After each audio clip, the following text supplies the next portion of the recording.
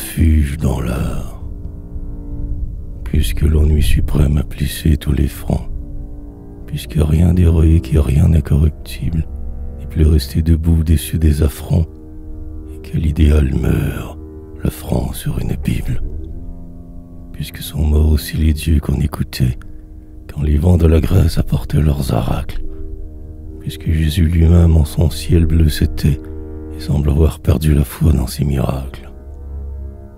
Puisque la nudité de la femme est pour nous un temple violé sans charme et sans surprise, et qu'au lieu d'y plier en tremblant nos genoux, nous l'allons traverser d'un geste qui méprise. Puisque les grands, les purs sont dédaigneux d'agir, et seraient lapidés s'ils tentaient l'épreuve, sans pouvoir sur les fronts de la foule élargir le drapeau frissonnant de la parole neuve. Puisque c'est bien fini, puisqu'à présent encore, indice indigné des temps de décadence, devant la monstrueuse idole au ventre d'or, comme au temps d'Israël, le peuple chante et danse. Puisque c'est bien ainsi, résignez-vous, les cœurs, car il vous reste l'art, temple aux portes bénies, monument de refuge ou de rares liqueurs, font songe blessé de calmes agonies. L'art, asile de l'homme, où les bonheurs rêvés, les orgueils, les amours brèves de la jeunesse vont se coucher, de tête en sang, les yeux gréés, côte à côte, dans les lits blancs de la tristesse. Au chevet de l'antique et durable hôpital, voici, pour adoucir leur fièvre ou leur phtisie, pour les aider à vivre et pour tromper leur mal, voici la sœur musique et la sœur poésie. Bonne sœur assistant les désirs survivants, leur récitant le soir des vers et des légendes, ou déroulant pour eux, avec leurs doigts fervents, des rythmes combinés en de roses guirlandes. Bonne sœur leur montrant, pour leur rendre espoir, le chef-d'œuvre rêvé, beau des douleurs divines, qui, comme un crucifix tout en or sur fond noir, leur tend les bras de loin sous un bandeau d'épines.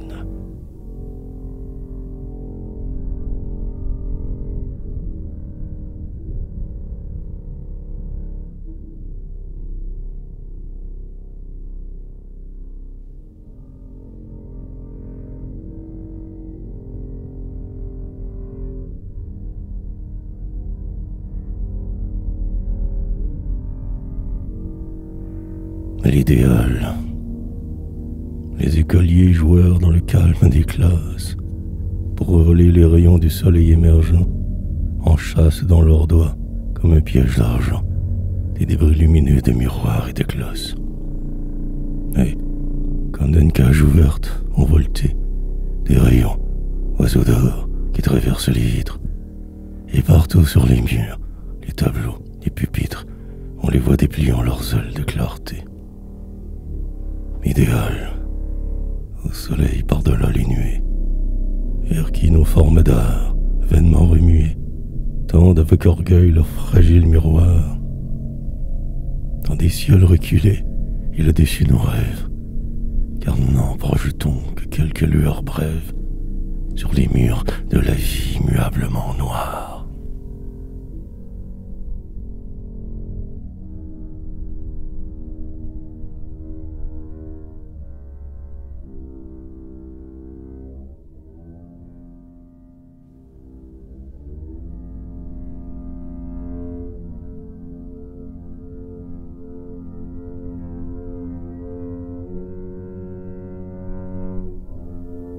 Art pur.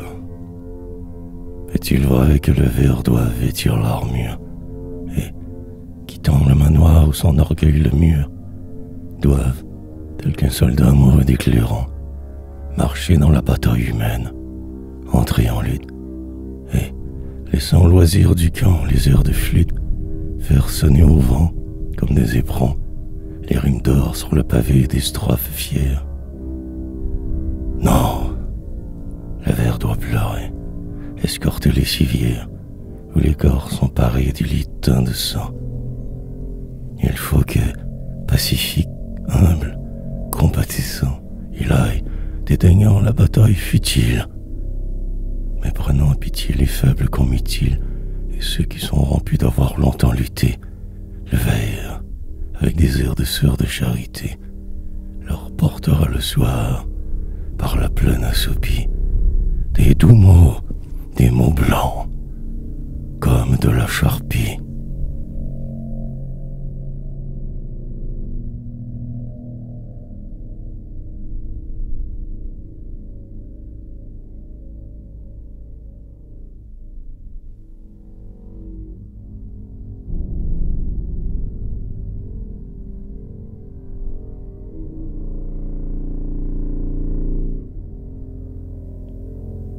Solitude.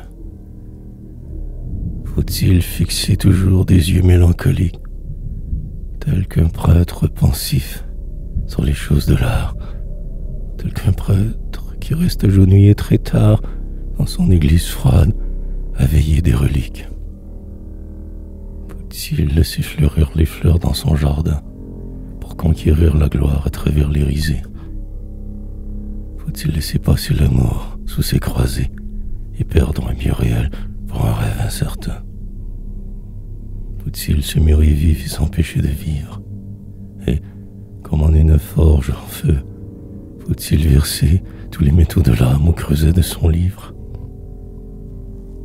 Vie seule, c'est un temps dur d'épreuves à traverser, mais fais ce sacrifice à ta sublime envie pour vivre après ta mort. Sois donc mort dans la vie.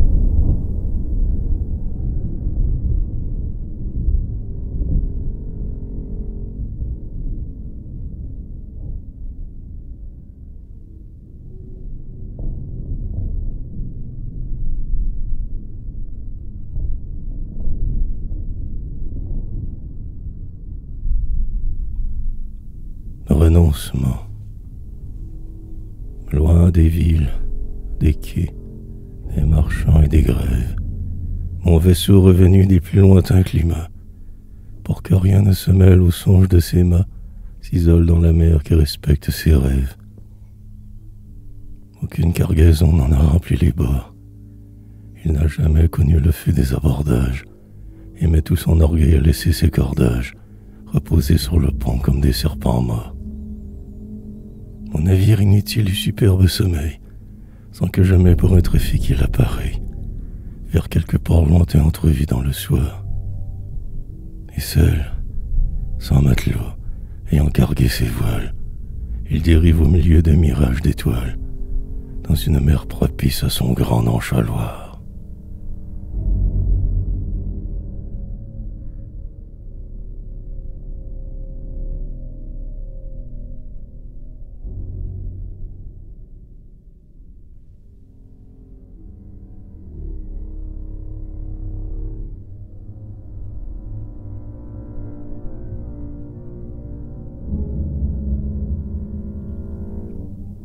La passion me dit comme le Christ au jardin des Olives: ô Seigneur, mon âme est triste jusqu'à la mort. Ayant beaucoup souffert, je n'ai pas de remords quand je trouve le soir que mes mains sont fautives. Parfum de Madeleine, où vous répandez-vous? Il est enfin le temps où ma belle jeunesse passait comme Jésus monté sur une ânesse et sentant des rameaux caresser ses genoux. Seigneur, j'entends hurler une foule barbare. Déjà plus d'un Judas m'a baisé le front, et je sens dans mon cœur que ma croix se prépare. Mais, pour souffrir la haine et supporter l'affront, Seigneur, donnez-moi donc cet espoir de revivre dans la mélancolique éternité du livre.